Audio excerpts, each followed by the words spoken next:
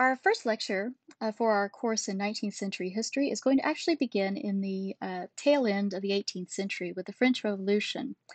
And we're going to have to account for the 15 years that the 18th century robs from the 19th and answer that question that is on everyone's mind: why do we count the 19th century as starting in 1815 and ending in 1914? Where you're going to find out half of the story today, and you'll have to wait till the end of the course to find out about the 1914 part.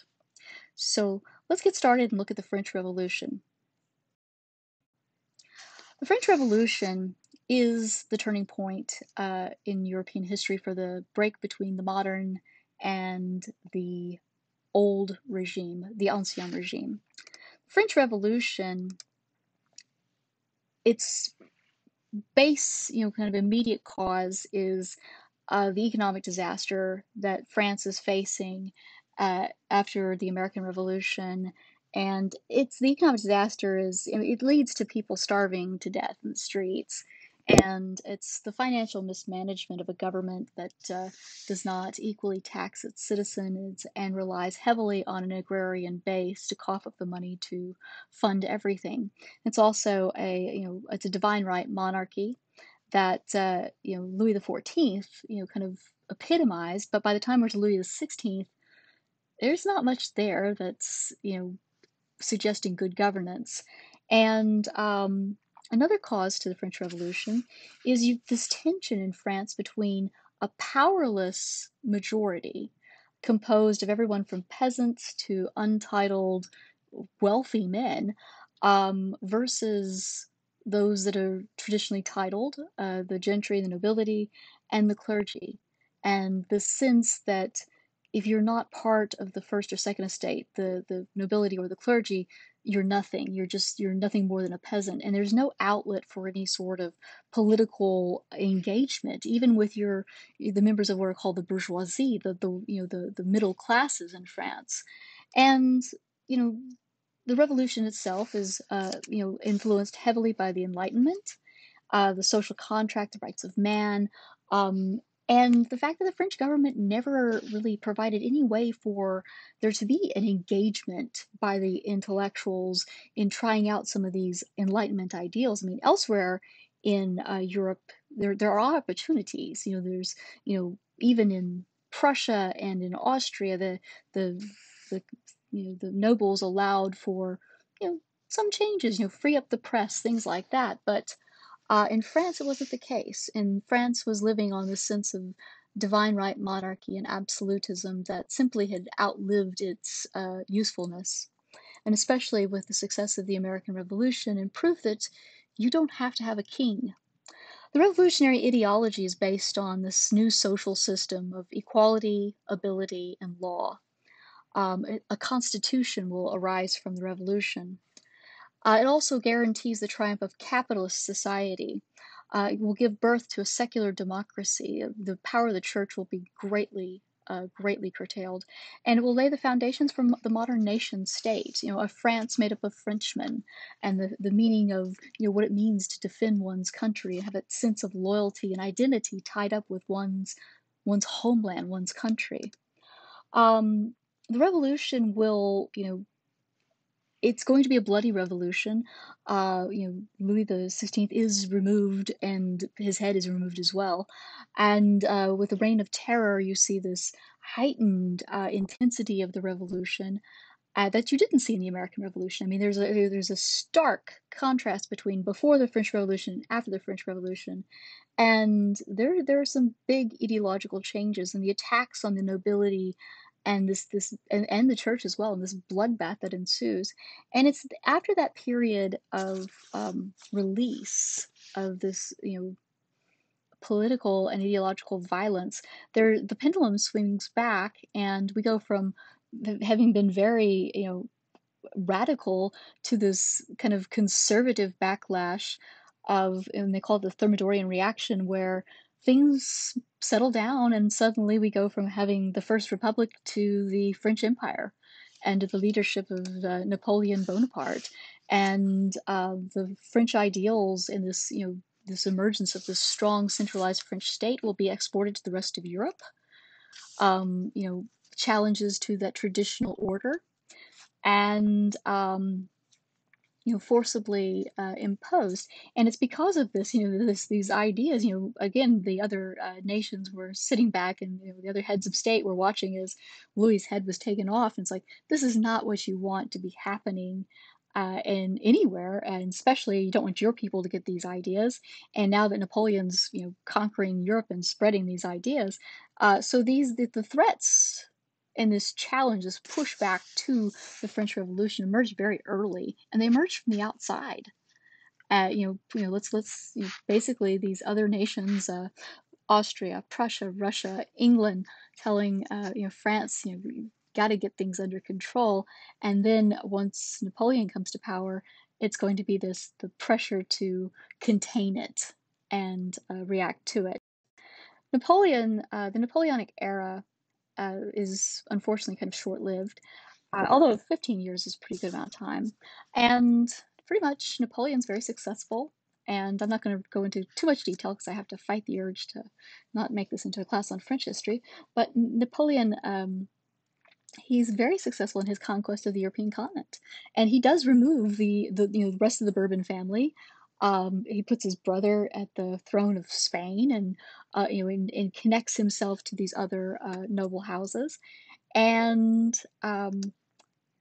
pretty much once the continent is kind of locked down, the war comes down to this conflict, this old conflict between Britain and France, and it extends even into their colonial holdings, extends into North America. And the last big challenge to Napoleon on the continent remains Russia. And if you know anything about European military history, you know that going after Russia is a foolhardy affair, because you're always trying to keep up with winter. I mean, it didn't work out for Hitler and the Blitzkrieg. It's Napoleon. Napoleon was actually a little bit almost better off, but the Russian campaign, army marches on its stomach, and you get the supply chains too strung out. And General Winter then steps in and finishes them off. And the retreat back from the failed Russian campaign in 1812 saw Napoleon's army picked off by the resurgence of the armies that he had defeated to get there. And in 1814, Napoleon is deposed, and a group of the victorious nations that tried to defeat him and were successful come together, and they're going to meet and sort out what do we do with Europe. But there are tensions there because they don't know really what they're going to do about this. And so Napoleon is he's deposed, and he's put on this island in the Mediterranean called Elba. And he comes back after 100 days of sitting in time out on Elba. The French army is more than happy to get behind their fallen leader. And pretty soon Napoleon's on the run, on the rise again.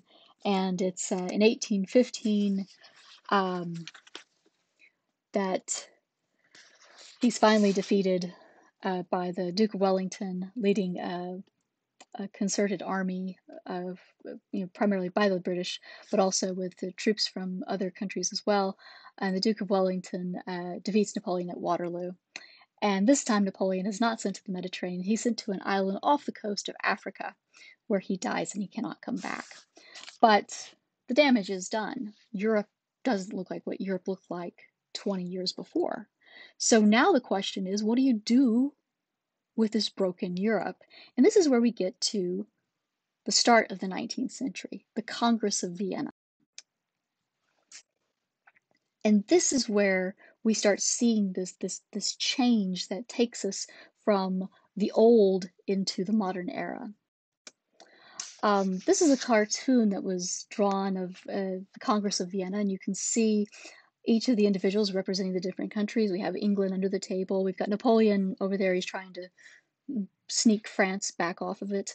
And it's going to be a meeting for essentially let's fix France. Let's fix Europe and get France back to where it needs to be, so we can go back to doing what we were doing without the threat of revolutions led by angry, dissatisfied people and Enlightenment ideals.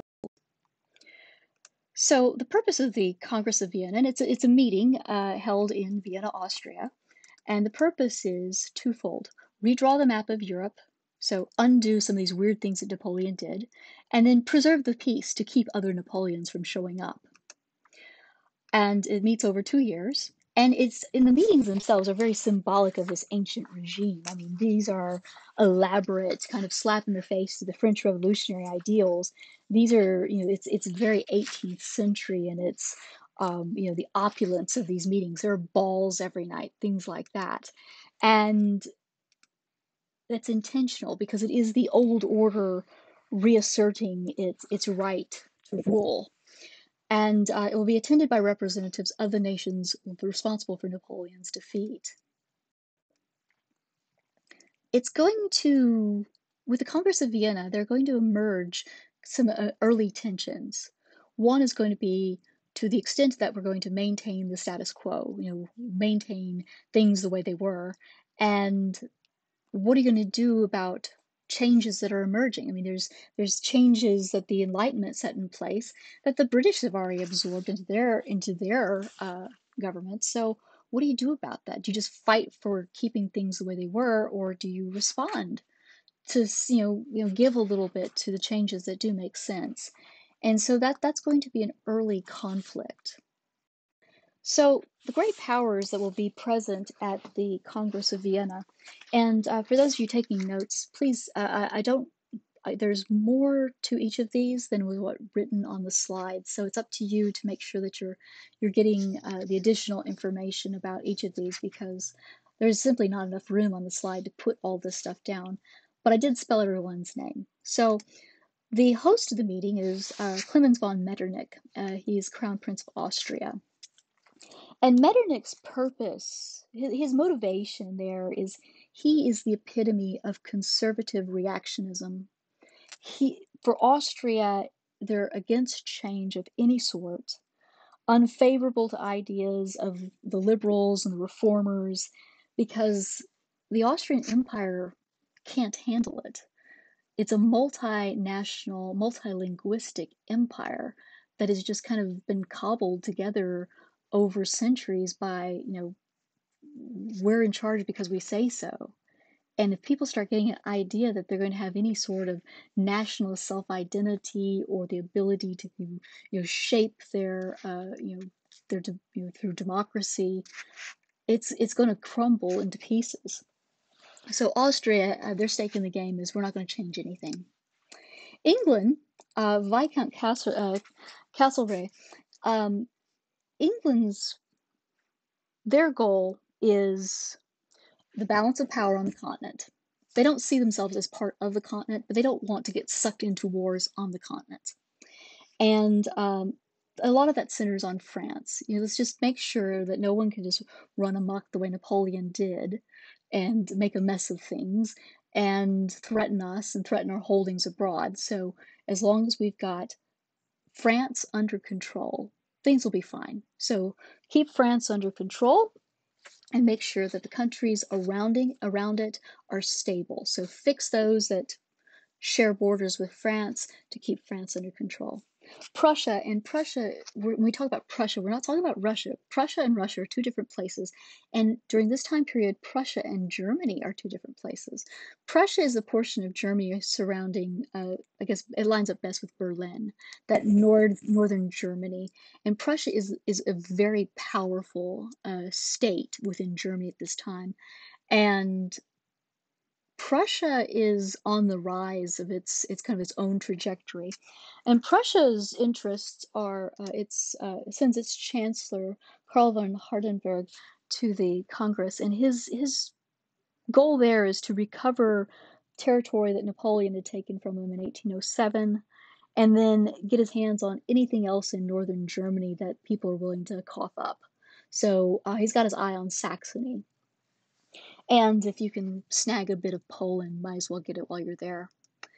Russia is represented by Tsar Alexander I, and he's a mercurial being. He flip-flops on a lot of things. Some days he's liberal, some days he's not. And he's a bit unstable. And Alexander, his goal is, oddly, Poland needs to be a sovereign kingdom, and he needs to be the king of Poland. So That's his agenda. We'll come back to that in a bit. And then lastly, France isn't really invited to play along at the beginning, but if once you get the radicals and revolutionaries out of power in France, you do find, the remnants of the Ancien regime. And so France will be invited back to the table in the form of Charles Maurice de Talleyrand, and he will be there is the foreign minister of France, and France will start getting a foothold into some of these decisions later on during the Congress period when he is helping to mediate between conflicts that are emerging on this fault line between, Austria and England.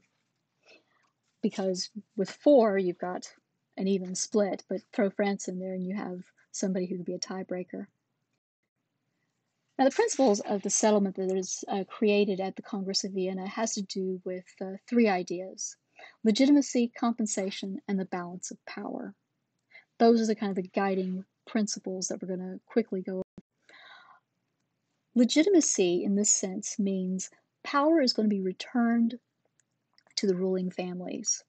Bourbon rulers will be restored to France, Spain, and Naples because this is divine right. They need to be where they should have been. So anybody that Napoleon put in charge is going to lose their job. The dynasties will be restored in Holland, Sardinia, Tuscany, and Modena. The papal states given back to the Pope. And that basically puts people in power who are supposed to be in power. The next step is compensation. This is important for Great Britain. Territorial rewards will be given for nations who've made the sacrifice to defeat Napoleon. And this is, and by territorial awards, these are, carving up bits and pieces of places that Napoleon took over, and also bits and pieces of the French Empire as they expanded globally. England will pick up its far-flung naval bases of Malta, Ceylon, and the Cape of Good Hope, and this will set up England for the British Empire. This will be very important, especially those holdings there leading into the Pacific Ocean, into the Indian Ocean, excuse me. Austria will get its provinces back in northern Italy. They'll get Lombardy, Valencia. They'll take Galicia from Poland and pick up some provinces that they had lost around the Adriatic. Russia will be awarded Poland, of course, most of it, but not all of it. And it will also receive Finland and Bessarabia. The Finns will be quite happy to relieve themselves of the Swedes at this time because Finland had never been an independent nation at this point. So they go from being controlled by Sweden to be controlled by Russia. They'll later on rethink that. And then Prussia will be given the Rhineland, 3/5 of Saxony, and a healthy chunk of Poland. And then lastly, Sweden, because the Swedes did make considerable contributions to the defeat of Napoleon, the Swedes will be given Norway. Now, moving on with the principles of settlement, the balance of power. What we mean by that is this rearrangement of the map of Europe to prevent any one nation from upsetting the international order and causing a general war. Basically, let's not have another Napoleon show up and cause trouble for everybody else. And so we need to be keeping eyes on making sure that countries are behaving as they ought to behave. And how do we know how they ought to behave? Well, that's the way that they have always behaved previously. The big strategy there is encircle France with a bunch of stable, traditional, old school governments led by the people who are supposed to lead them. So strengthening and creating some new kingdoms, such as the Kingdom of the Netherlands. Prussia will be given holdings on the French border. So Prussia, suddenly you'll have Prussia where it's normally been, and all of a sudden you'll have this kind of like this satellite of Prussia over there with the Rhenish lands on the eastern French border, like where Cologne is, places like that. Switzerland will be guaranteed their perpetual neutrality, to which they still have today. And to help the Austrians out, because the Austrians have to keep the Prussians in check to a degree, The Austrians will be placed at the head of the new German Confederation because Germany's not united. Germany is just more or less a pile of all of these tiny German principalities. Napoleon had actually cut a whole bunch of them out when he went through, and they don't replace them because this United Germany doesn't show up until the 1870s. And so you have the German Confederation, the Bund, um, and it'll be kind of this assembly of all of the representatives from these German principalities, Prussia not included. And these principalities will be in an assembly that's presided over by Austria. So that gives Austria some power against its next door neighbor and close friend.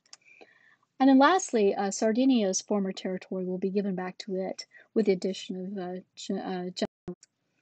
Now, for those of you who are not familiar with what the map of Europe looks like today, take my word on it, it doesn't look like this today. In fact, over the course of the 19th century, we're going to be moving away from this kind of haphazard, countless little places and into some big definable countries. But as you can see, with England, the UK up here in the North Sea, it looks the way it always looks because it's an island. France looks the way France looks today because of the centralization that had gone on before. But if you start seeing where the Kingdom of the Netherlands is, there's more to that right now. And you can also see with Prussia and it's spread over on for where it's in Germany, but also in France, and then some of those other more definable German principalities. And you can kind of get a sense, especially when you look at Austria, of the fact that Austria, the modern political boundaries of Austria, it's a weird turkey leg shaped country that sits on top of Italy. And in this map here, you can see that Austria included places like Transylvania, parts of what are now Moldavia, and far Eastern Europe, parts of even getting into what would now be the borders of the Ukraine. And so that multinational, that real distinct, it's hard to have a single ethnic identity for Austria. And this is why you get this idea with Austria trying to be so conservative. So how do you enforce all this? I mean, what do you do? And this is where we get into these two provisions. The first idea of, well, let's get together, let's build an alliance where we have to all, go along with whatever everyone says. There's two models for it. Tsar Alexander came up with this thing called the Holy Alliance, which kind of existed on this weird metaphysical, God wants us to do this sort of thing. And I mean, this is a group of nations. You have Catholics and Protestants and the Orthodox all together, and that didn't fly. And it really only made sense to Tsar Alexander. So they didn't do that. What they do is they set up what's called the Quadruple Alliance. It's an alliance of Prussia, Russia, Austria, and England. And an alliance is a pretty strong mechanism. That means that if one country acts, everyone else should be acting in support of. So it's based on this notion of everybody agreeing and going along with it. And the idea of the Quadruple Alliance was that they would exert a concerted action to arrest any threat to the peace or balance of power. Now that's going to pose a problem because of this definition of concerted action. And the English are going to quite quickly say, well, what do you want us to do and when should we do it? Because England viewed the whole purpose of the Congress of Vienna was to prevent unilateral actions. Just keep France in check and make sure that you don't have a new France emerge. You don't want like some place like the Netherlands getting out of control and taking over the rest of Europe and causing trouble. They see it as kind of that's the mission. So from the period of 1815 to 1822, this Congress system, this concert of Europe, as they call it, meets regularly to monitor and defend the status quo. There's a meeting at Aix-la-Chapelle in 1888, Trepaux in 1820, Laybach in 21, Verona in 22. You don't have to like memorize all of these, and we don't want to devolve into a discussion of what each one of these was for right now, but they're meeting regularly and coming together, which is impressive. But collective security depends in this case on everybody agreeing to the same thing.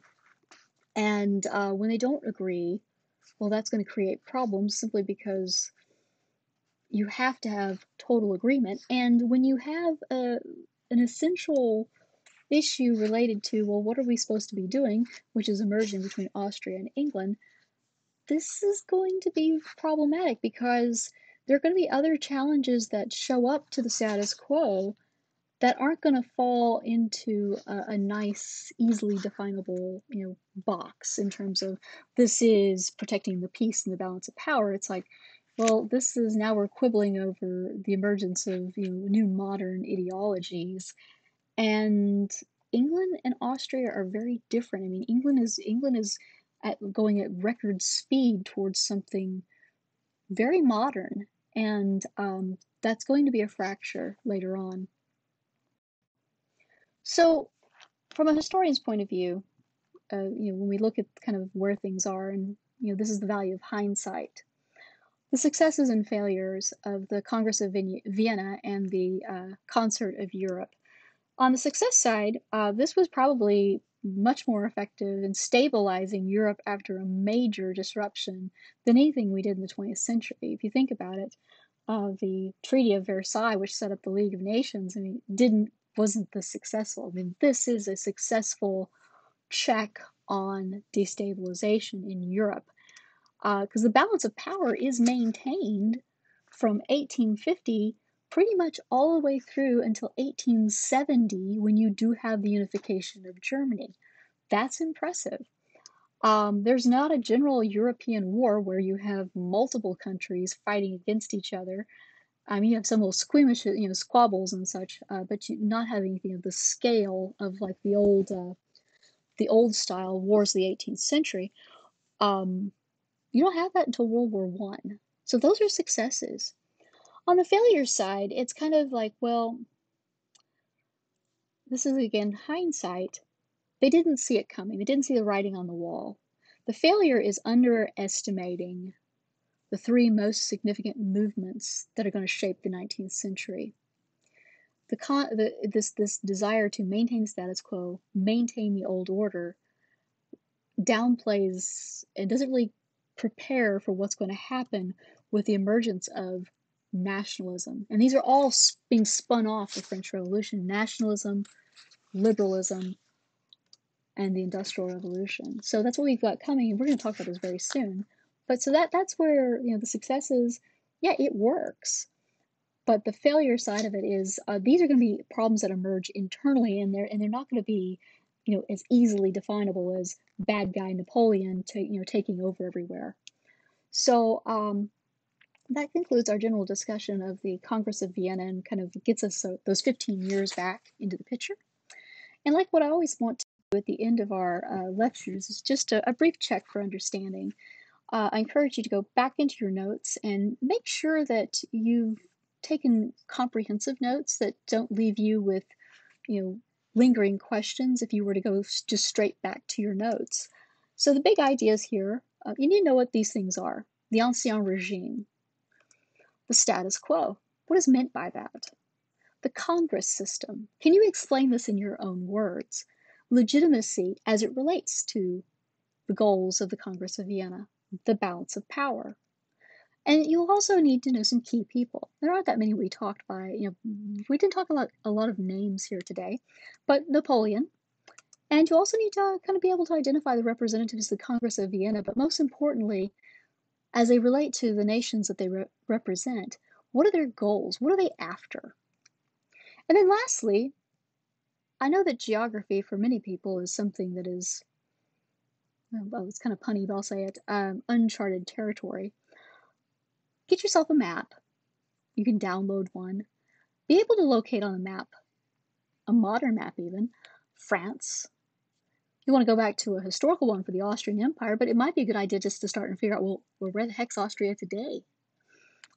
Prussia. Prussia, like I said, is going to be that area of Germany around Berlin, but make sure you can find that and keep it separate. Please keep it separate from Russia.